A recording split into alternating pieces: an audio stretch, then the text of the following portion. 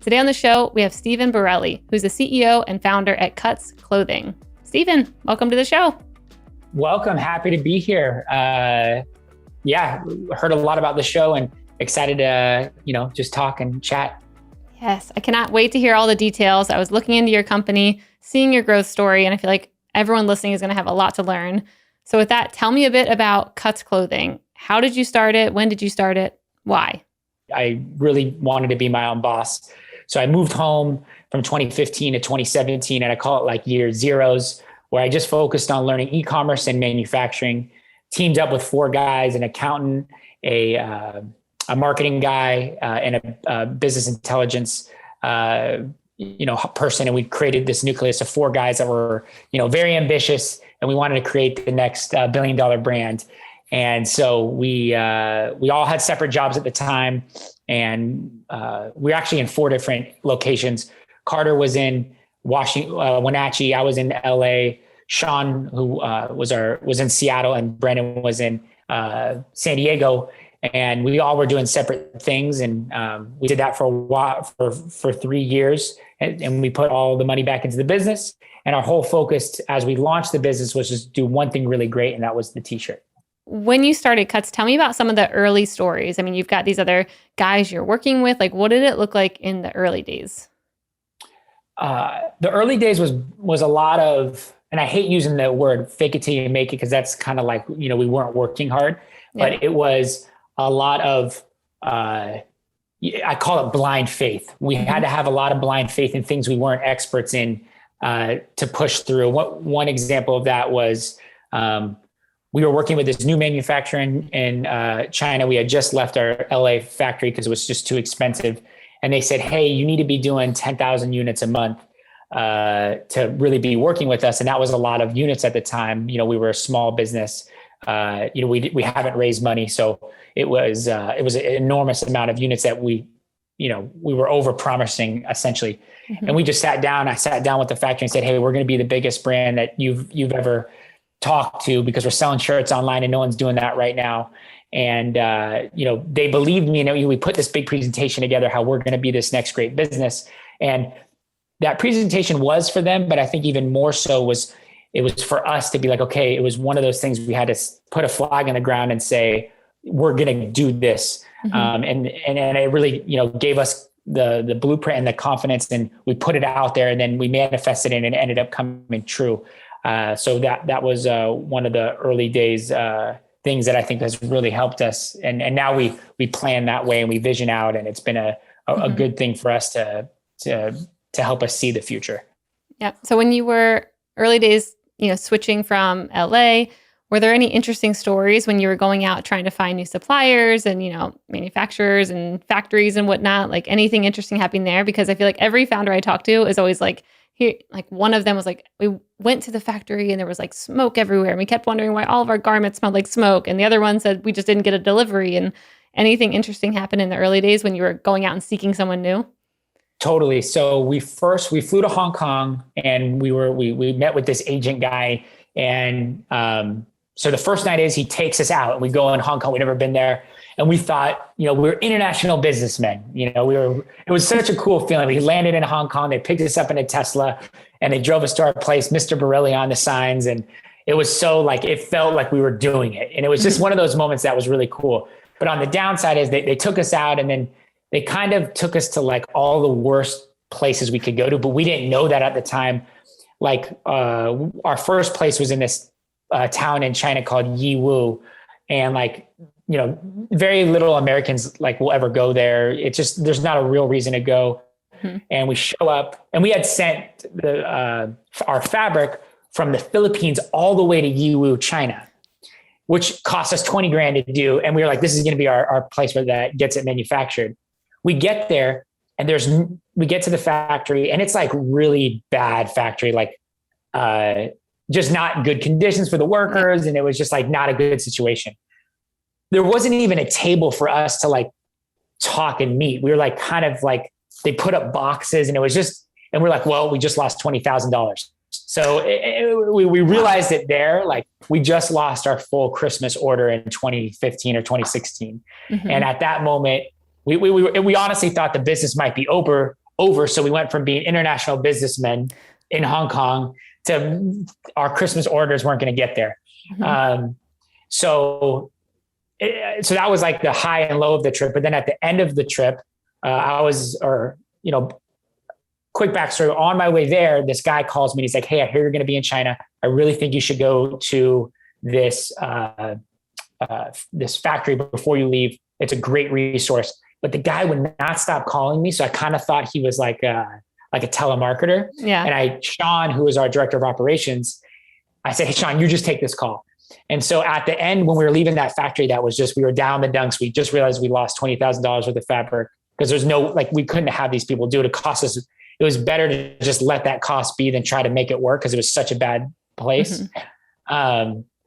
I think, and it cost us $20,000 to ship it there. So it was like a $40,000 mistake. And in the beginning, that's an enormous amount of money. Yeah.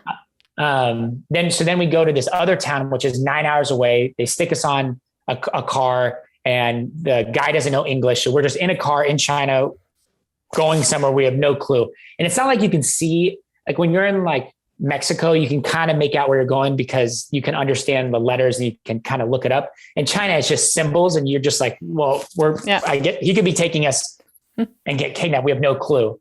So then we get to this factory and we're like, wow, this is actually pretty nice. Really like quaint, nice town in China, like, good conditions. People look like they were having fun. Mm-hmm. And so we're like, all right, there's reason to be optimistic. We go into this building and the guy just really likes us. He says not a lot of people when they start a business are out in China. And he was like, you guys are way below our minimums, but because you're here, we'll give you a shot. And then they gave us good terms. They gave us like 90 days. So we didn't have to pay money because we just had this sunk cost happen. Mm-hmm. And it was one of those moments, like if we didn't connect the dots and drive 9 hours and take that phone call and then get this guy that believed in us, that was like, hey, I believe in your idea. We had this deck ready. It really like spun our business and got the flywheel moving, like in a way, like it would have been so many other factories would have had us put 40 grand down and we didn't have that money. It was just a huge opportunity for us to kind of build momentum. And so I always tell people like, if you can muster up the money, go to China. I know now you can't really go, but back then, go meet with the people, share your vision with them, because when tough times come, like you're really going to need to lean on that. And something about like, they really just respected us for being young guys out there. We had this plan of how we're going to go from 2,000 units to 10,000 units by the end of the year. Mm-hmm. It wasn't fake it till you make it, but it was like, here's our vision. We want you to believe in it too. And it ended up being a great resource for us. We were with them for 3 years before we outgrew them. But, it's just funny how businesses, that was like it was like a roller coaster of a trip. Hong Kong international businessmen, we're in like the sweatshops of China. And then we're in we've kind of got to our place. Meanwhile, we're driving like 9 hours away with no translator. So it was really just just a kind of lucky in some ways. Mm-hmm. And that was one of the stories I always tell. But, when we left, we're like, 5 days in China, we were ready to get home, but we found our supplier and we're ready to rock. Wow. That's a great story. I'm very glad you shared that one. So, was this supplier to fulfill orders from, I know you had a Kickstarter campaign, or is this like way past the Kickstarter campaign when you guys were already like off to the races after? So our first Kickstarter year was 2016 and we did like 40K on Kickstarter. Then that year we finished at like 180K. Mm-hmm. This next year, we didn't really sell until August. So it was like probably January of 2017, we were doing this because we fulfilled the orders in LA, but then we're like, we can't make money in LA. We really didn't get units back in the store until August of 2017. So it took a while. So those first 2 years were very like, you're really just learning the process of getting the flywheel working. Mm-hmm. And I think the illustration of a flywheel moving, that first 2 years, a lot of people just can't get it moving consistently. Yeah. And then their business just can't get going and can't move. We, at the time, we didn't know fundraising or anything. I was taking out 20K, zero APR for 12-month credit cards to fund this stuff. So it had to work. And so we funded with our profit. We didn't pay ourselves until we got to about a $10 million business. None of us worked full time. All the money went back into the business. because that's the only way we could do it without raising money. So, that one trip was kind of how it all kickstarted. That's great. So, I mean, when thinking about building a flywheel today, like how would you advise, new business owners who are thinking about this? I'm sure everyone is like, I want a flywheel. How do I get one? How do I think about that? What would you say, or how would you guide them to start kind of thinking about their own internal flywheel for their specific company? Like, what are the most important levers? What were you guys looking into the most? I think getting the right role defined internally is the biggest part. I came from a branding agency, and I had a decent understanding of what consumers wanted. So I handled like product design and ads in the beginning. Then we brought on someone to shoot our content, which was Brennan. Then my CPA at the time, I was at the gym working out. And I was like, man, I got all these Kickstarter orders. Can you help me? And he was just financial excellence. Like I said, hey, let me push it as much as we can. You just make sure you tell me when to stop, and I'll always listen to you. And then we found a really good operations guy to kind of make all of it, make all of us marriage.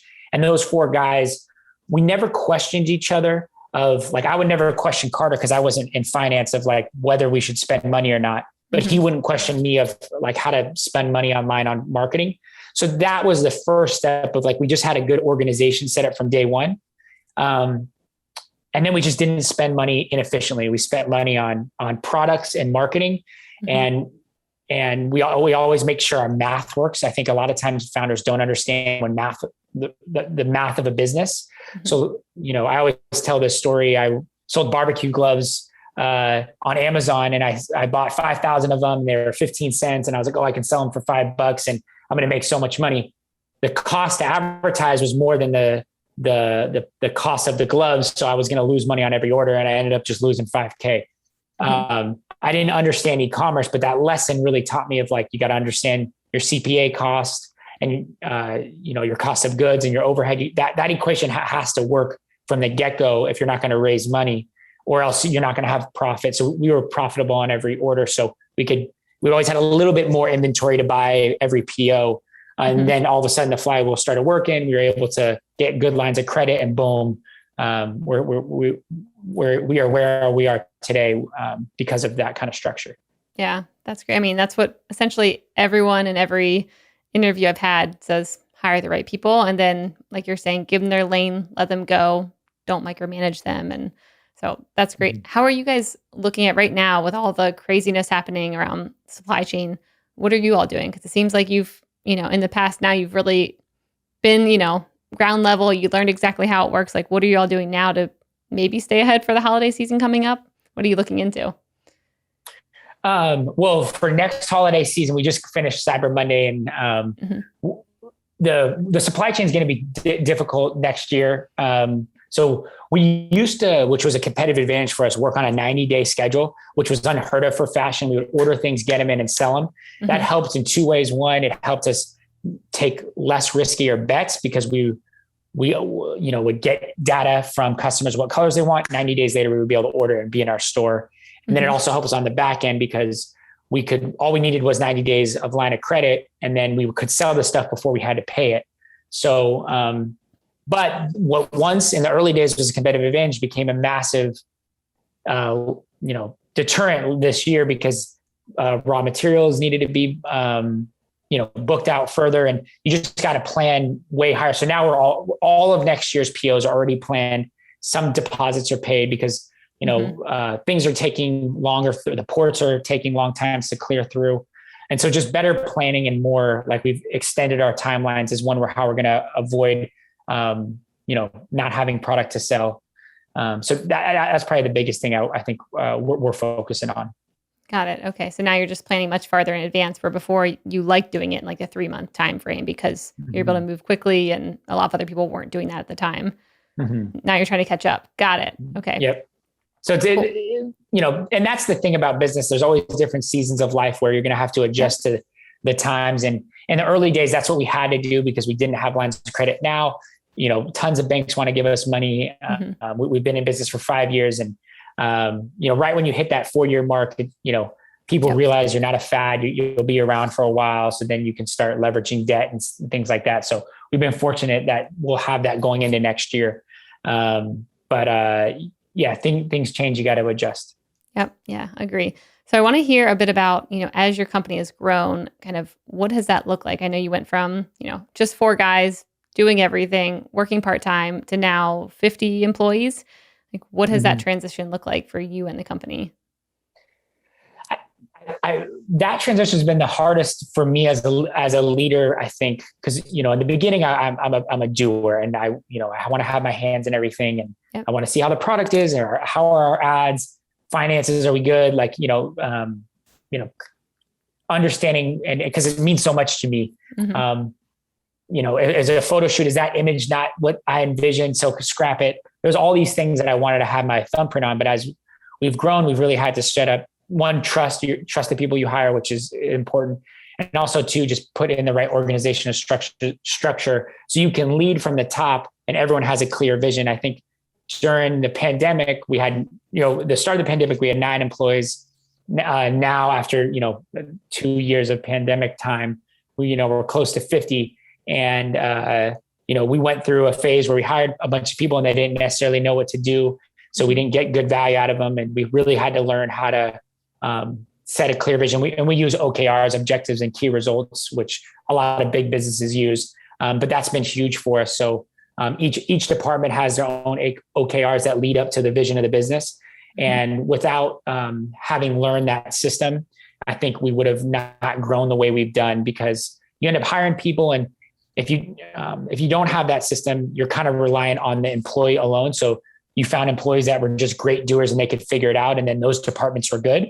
Then there's other employees that are still great, like workers. They just need a little bit more clarity on what they're doing. And then, but if you don't have that system, we found those departments didn't do as well, even though that might be the right employee. They just need to be led in a different way. So understanding that has been key for our growth. And especially when it was work from home, we were 9 months work from home.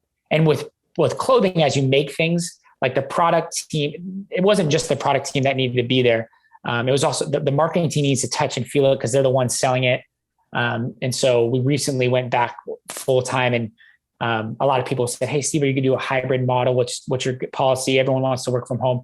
We've kind of cut the Band-Aid off and said, no, everyone's back in the office, full time 9 to 5, because we just find it to be so much more efficient when people can look and look you in the eyes and meet. And what happened with work from home was everything became a 30-minute meeting instead of just at the water cooler being like, "Hey, what's your take on this?" You had to set a meeting, set an agenda, and that brought structure, and that can be good sometimes, but it just was lacking rhythm and the rhythm of our business. And as a founder, you can kind of see when your team's off rhythm. And so that was one of the things that we just said as a leadership team, "Hey, I think everyone needs to come back." We lost 2 employees, but for the most part, everyone else was like, "Hey, I want to be there." We created a fun environment. And if people want to work from home on occasion, we allow that. But for the most part, we want people to be in here ready to go. Yeah, being in person, I think, after all this has gone down now, realizing how important it is to be face-to-face and how much more quickly people can absorb things when they're just like in the environment, listening, overhearing conversations, having lunch together. Such a different vibe. When thinking about OKRs, though, my thing is always like, how do you make it where it's actually helpful to the employee? Because I always think back to my days at Google, and we're doing OKRs, and it just felt like a process where I was like, yeah, sure. Here's my 2 friends to review me. Yeah, sure. I'm meeting up to my goals. And it felt like extra work. And and I feel like they are probably like the pristine company to look to of how they're doing OKRs. Totally. And I always, even thinking about my company, I'm like, how do I do it in a way that's not just more burden and overhead for the employees to do something just to kind of tick the boxes, and actually do it in a way that helps both of us? What do you think? How did you design it to be helpful? That's funny that you say that. So our first year doing it, we kind of, it became more work. And then by Q4, we stopped talking about it, and everyone was working. The next year when we did it, I think the big unlock was, it wasn't just coming from the top. Every quarter, the employee, we would say, "Hey, what's important for you? Here's the vision of the business of the OKRs. Here are the 5 things we want to do." But we kind of broke it down by departments and let the employees create their own, based on, within reason. And I think that was key. And then we did tie it to bonuses and things like that. So there was a little bit more of an incentive to stay on it. But I think it gave them the ability to say, hey, look, this is actually what I'm doing. Because without it, you can kind of get in the rhythm of just doing more. And then it's kind of hard from their point of view to show the leadership team what you're doing, because you're just kind of doing more, and it may be good, but it can be difficult to see what the impact is. So I think putting it in their hands was a key unlock to make it effective, and to not overcomplicate it too. There's certain roles that it's not as like our content team, like they're in the do mode. So we don't want them to just do paperwork all day. But then like the analytics team, it's a little bit more, and the Facebook marketing and our growth team, those are a little bit easier to manage. So being able to put on the hat of saying certain teams, is it as effective than other teams? No. So let's just tailor it to them. And maybe their objectives are a little more vague, but then making it very detailed for the teams that need to be. So not having a one overbearing way to do it. And I think it comes down to the managers really like, having a good cadence with it. Because if you just look at it once a month, then it's a ton of work at the end of the month and it's not really that effective. It is just something. But if you're kind of going to it every day, I think it can provide a lot of clarity for the people to say, am I doing what I should be doing? And are these the results that we want? Yeah. So I think, but I agree with what you said at Google. If it can be that, and it can just be something you do unless it's truly comes from the people in those departments. Yep. Yeah. I agree. I recently started doing 3-month plans for new hires of just like, here's what your first 3 months should look like. Month 1, you're doing this. Month 2, it's looking like this, you're feeling like this. And by month 3, it should be this. And that's been the best way for me to kind of, audit employees and then be like, oh yeah, I forgot what I told you 3 months ago. But if I look at our plan, you're actually on track or you're not at all. How can we get you back on track? And that's been helpful. And then they, of course, add things to it of like, and now I'm doing this and this and this too. And kind of also putting in their hands to show me like, well, what other things are you doing that I just don't know that you're doing or you're getting tasked? Totally. So it's been a good new hire thing. One more note on that. I think managers, we used to just give people manager titles, but now they actually have to be in like a strategy role to be a manager. So if you're a manager, the OKRs are going to be a little bit more important, where you're going to have to lead that. And you're the ones to do strategy as well, because that's why you're a manager. And I think like just saying that statement to the managers, it like unlocked a lot of how they work versus just giving them the title and having people under them. No, you're in a strategy role. You're gonna lead this team. Whether it's an ambassador schedule where for women we're going to do this and men we're going to do. You need to be guiding them, and just telling them that they're going to be doing that unlocks a lot within the program versus before not having that. And a lot of times it can be one sentence that you can get so much, and then a light bulb goes off and they realize, all right, here's what I can do. So, or here's what I'm supposed to be doing, and both on the manager and the worker level. So. Yep. Yeah. I love that. So before we started recording, we were talking about this kind of founder mentality of how, when you start a company, you're going in, you've got these big ideas, you're being the visionary. And then oftentimes you have seen that kind of founders can lose that as the business actually starts working. I want to touch on that a bit more and hear kind of, how you even came to that idea and what you do day to day to keep you, visionary. Totally. Yeah. So as a brand matures, I think it's important that the founder continues to have interests that he wants and things that are important to him. And one of those for us was we wanted to do other things outside of shirts, mainly because I wanted to be proud and walk around in a colder climate with our brand, with rocking our brand on our chest, so to speak. So we said, hey, it was all really derived from things that I wore every day, whether a bomber jacket, a vest, a Sherpa piece. Outside looking in, you would say, does that make sense for you as a brand? But it was something that I had a lot of passion towards. I felt like I was our customer and we could get our community to get behind it. And it's been a huge success for us. And I think, you look at businesses, and when I meet so many founders now, And you can totally see the founder when you meet the founder, then you can see their imprint on the business. And that's so unique. That's unique to who they are. And I think it's super important to not forget that as you get older, not just looking at charts and doing things that, maybe your investors tell you what you need to do or some of the other people, but keep it unique to who you are and, within reason, and it has to fit the community and the brand. But you see it all the time. Like Elon Musk puts games in his cars and makes it fun because he's into that stuff. And that's what makes Tesla so unique. And that's a story that people can tell. One of our visions for the business is to do on-court NBA shoes, but we don't want to be an athletic brand because we look at NBA shoes as being more of like for the NBA guys, they're on-court shoes, but people wear Jordans all that time with jeans and stuff. And it's kind of a culturally relevant shoe. We want to do that one day. And does that make sense? We started as a t-shirt brand outside looking in, but we see that vision that could be a huge thing for us. And we're going to be the brand that ties it in a way that no one else has before. So being able to see, like we see that we can do that.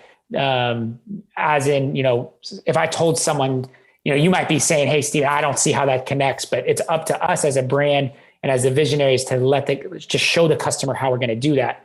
There is a lot of analytics in business and we rely on analytics more than anything, but also as a brand owner, part of your job is telling someone why they need it. So it's a very yin and yang. You got to do both great, but that's kind of my approach towards all that stuff and vision. Yeah. Got it. Were there any unique ideas that you all maybe put out into the world that you actually weren't sure if they were going to work, but they became like a big success or a big part of your business and were maybe just kind of like a test project? Totally. We have a Friday projects launch that we launch one product every Friday at 9/27/16. Yeah, 55 products in the year. It's a beast. But we launch it 9/27/16 because that's when our Kickstarter went live, September 9th, 2016 on the 27th of September. So kind of a cool little that's cool. Why we did it. But our goal with the program was to use our hunches and put them to the test. So, and do it in a way we could learn quick. So a lot of times it's colors that we normally wouldn't do. It's certain products that we didn't want to do, but our goal was to find the next big winner, but also have an area of our business that we could take a shot and be okay if it failed. Now that did put a lot of pressure on our product teams and our planning teams, but we did it and it was a real struggle in the beginning, just getting products, but now we're in season 2 of it. And it found us joggers, which, joggers is a huge part of our business now, almost as much as our t-shirts was when we launched. It got us to do, different cuts of like longer versions of t-shirts. We realized that a lot of customers that also our shirts were more slender. We released a more wider cut and that was a huge success. And so that was one program we were like, all right, it's going to be a lot of work. We're going to have to hire for it. And it might just be like just doing too much. And then, that might be one of the most reasons why we've been able to scale so much because we have such good data and we can take such big bets now. Once we find something on selling 500 units, now we can go deep in it and we can maximize that launch so much better because we feel confident about it. And it also helps us from not making huge mistakes. Ones that we're like, we had that hunch, we had that vision and we're like, no one bought it, but it was only 500 units. So it's okay. So that's been something that we're super pumped on. And then you never know how it can take on a life of its own. We have about 5 to 10,000 people in our VIP community. And now when we launch stuff on Friday projects, it sells out in minutes. We had a Coast bomber jacket and it sold out. Shopify, we sold every unit within like 1 minute because, and it was just a cool moment for us. We didn't think we were just blown away of, how quickly, our community was buying those units. And now with the whole NFT and how to, cause we're thinking, all right, we don't have enough units for all the people that want these on Fridays. Let's create a new program where if you buy the NFT, you get access to Friday projects early, and then you can trade that NFT to, other people in line who, maybe you're good with Friday projects, then you can sell it. So it's it's, and when we started the program, that wasn't even really a thing. And now it is a thing. And that program's launching at the beginning of the year. We think it's going to be like newsworthy. It's going to be custom one of one. But if we wouldn't have had Friday projects a year in, we couldn't have done this NFT thing that we're really pumped on, because we wouldn't have had something that it made sense to have. Like, why would you buy that? It's only for people that really want those items that can't always get them on Friday. And so, taking a swing at something that's kind of hard to do or you're not really sure about, a lot of things we've done that haven't panned out, but that's been one of them that has now taken on a life of its own. We have a whole Friday projects team, and, it creates so much good for the community hype. It brings our LTV and our AOV up, and it really, complements our business in a way that we wouldn't have anticipated.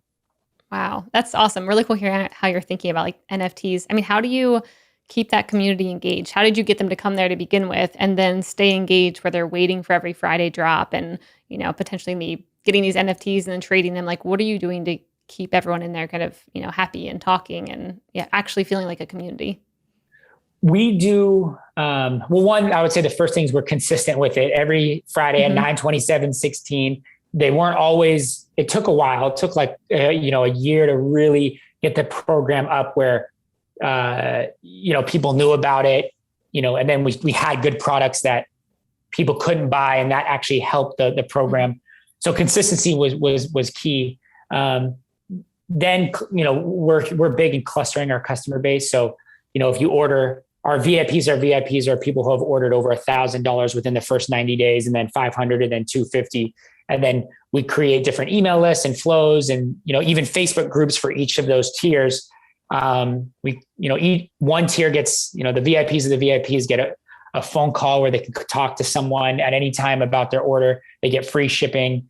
But now the NFT one's the kind of like the highest tier where we actually charge you for the NFT. And then, but you're like one of 100 people that have access to Friday projects, and you'll be guaranteed to get one. We'll make enough units where the first 10 minutes, before the 10 minutes, you'll have access to buy. So just clustering our customers based on how their purchase behavior is huge. And our loyalty and our lifecycle teams have done a great job of segmenting our customers, because, someone that buys a lot of money, they'll get pissed if like someone with one order gets access to it. So just treating our customers on their journey where they are is super important. Wow. That's a cool way to think about like how to keep people engaged at different levels and the different expectations they have depending on kind of what you sold them, what's important to them. And you're telling them like, this is a very important thing. The NFT is a very important, piece to this. So that's awesome. How are you looking into acquiring customers now? Because I look at, your industry, and it seems like it's very competitive now when it comes to, shirts and men's clothes. And they're always advertising to me thinking like, oh, I'll buy this for my, partner. So how are you guys finding your customers right now in a way that's not kind of competing with the noise around you? So I think in the early days, we did compete with everyone in terms of, spend and all that. And it was funny, you leading up to Black Friday this year, if you're on Twitter, everyone's saying how, all right, this year you're going to be horrible. Last year was the COVID bump, gear up for battle. And I always laugh at those where Black Friday and spend isn't, if you just focus it on those months, you're not going to be successful. But Black Friday success really starts in January. How are your 90-day cohorts? Are you running sales all the time? So now Black Friday, it's not as valuable. Like, if you have a great brand, you can really maximize that impulse buy part of the year where people feel like they need to buy something because everyone around them's buying. But you should do your job where your community knows that's you make it special for them, and you live within our Cuts ecosphere. We always say like what happens like in the world doesn't always affect, our customers like it does other brands. And that was true this year. We had our best Black Friday, and it wasn't even close, because we're getting better of our customer journey. And so it kind of goes to the point before of, we're really paying attention to the first 90 days of the customer. Are they treated in a way where they know, hey, the size doesn't work, they can get a new item, or, they shipping was delayed. Are we making up for it? Or whatever the thing we need to do, are we doing that? because that is so important at getting them back later in the year. Are the products great that we're coming out with, that they feel special, that they feel like they need to buy during that period of time? So there's a lot of things. It's never one thing that makes advertising how to lower a CAC. But I would say it's products, community, and customer clustering, which is so important. We also, we're also not one of those brands that's like 100% on Facebook or Instagram spend. We have a pretty healthy media mix. We do spend a lot of money on like influencers, TV. We're on TV. We're on podcasts.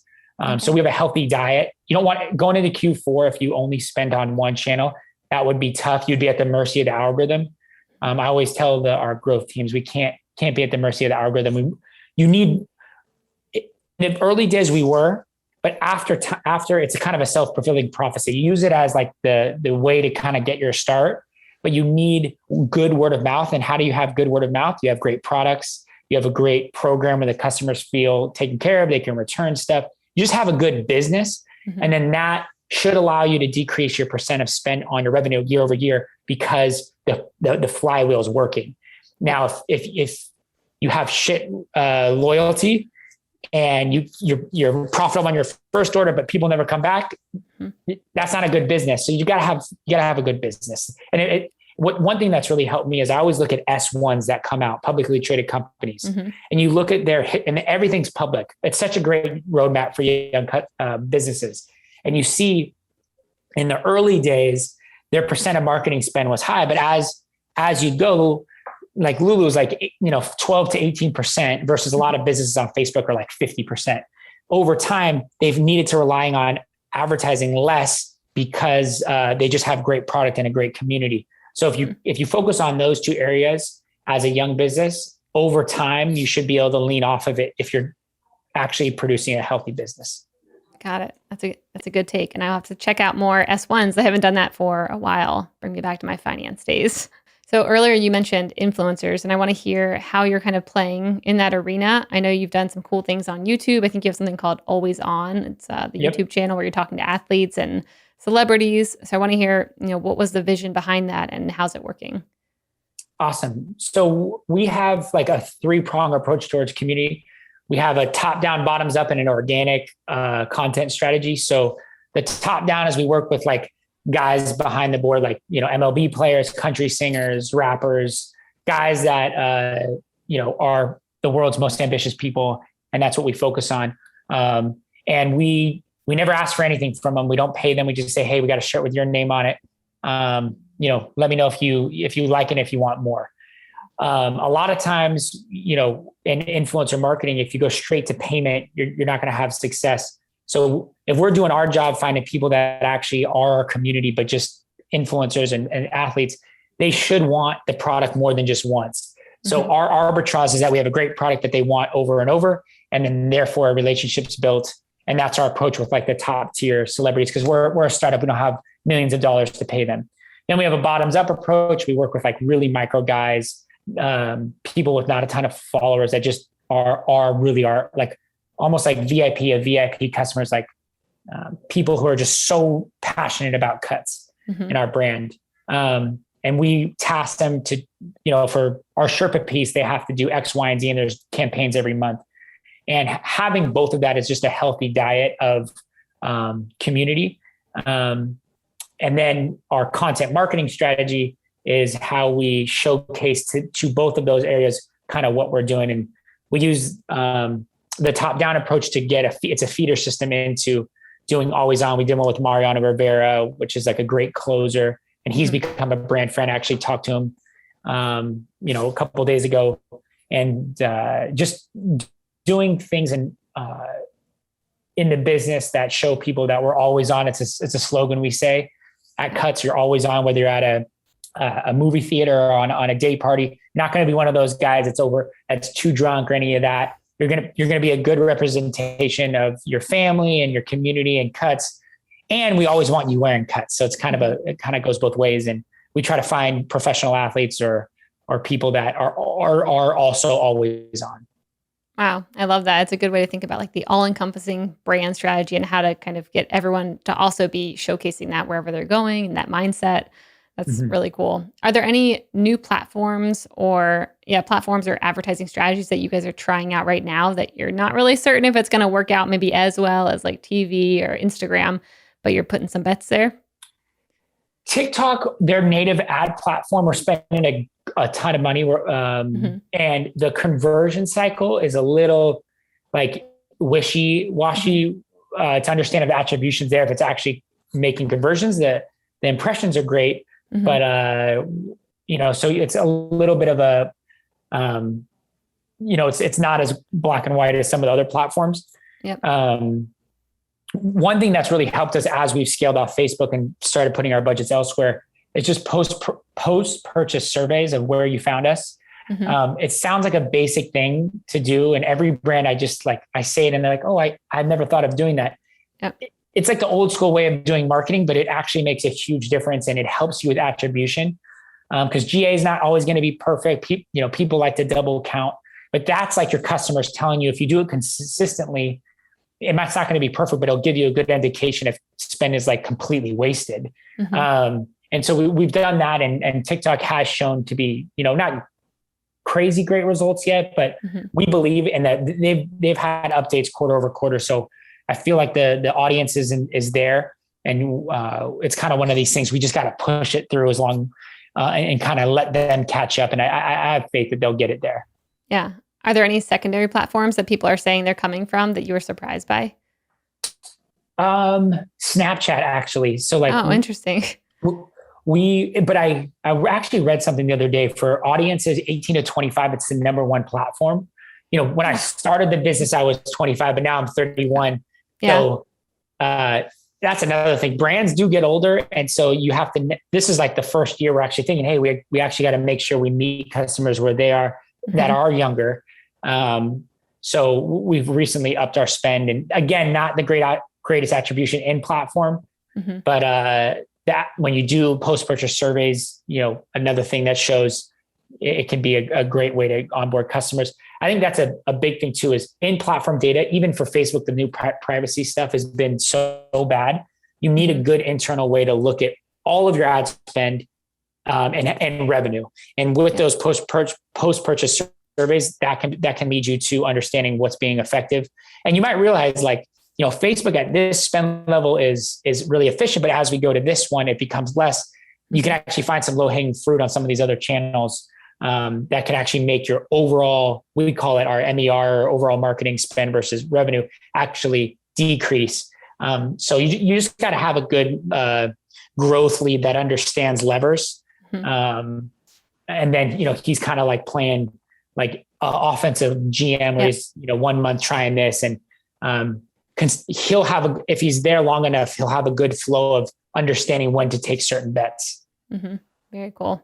So, all right, last question. Where do Sure. you all want to be in the next 1 to 2 years? Like, what are you headed towards right now?